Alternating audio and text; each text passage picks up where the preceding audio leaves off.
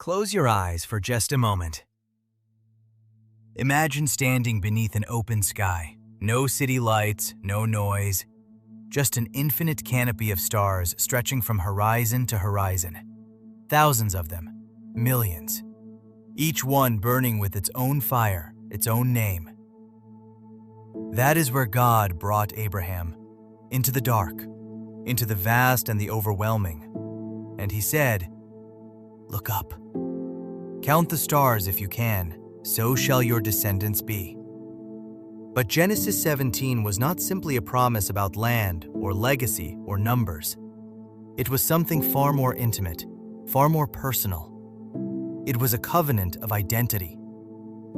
God looked at a man named Abram, a man who had stumbled, who had doubted, who had tried to engineer his own version of God's plan. And he did not walk away.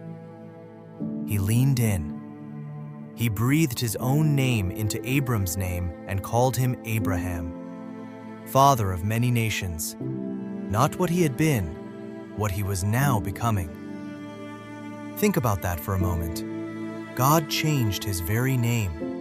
Not his circumstances first, not his bank account, not his family situation, his identity.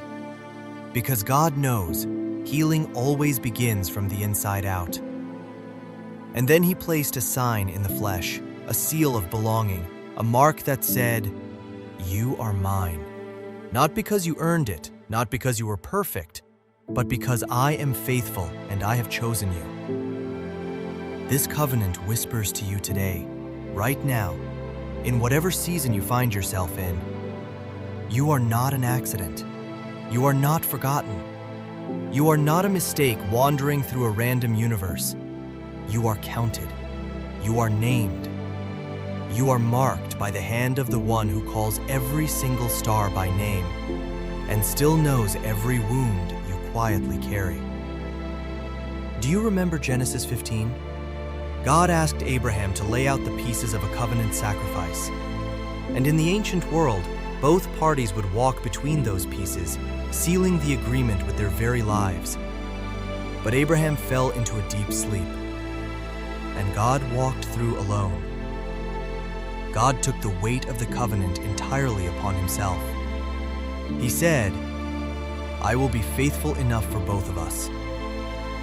That same God walks with you now. He has not abandoned the covenant he entered with you. He has not grown tired of your questions, your grief, your slow healing.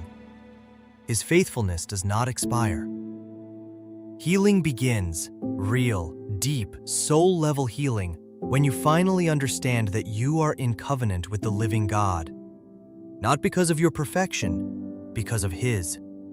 Not because you found Him, because He found you. You are His, and that can never be uncreated.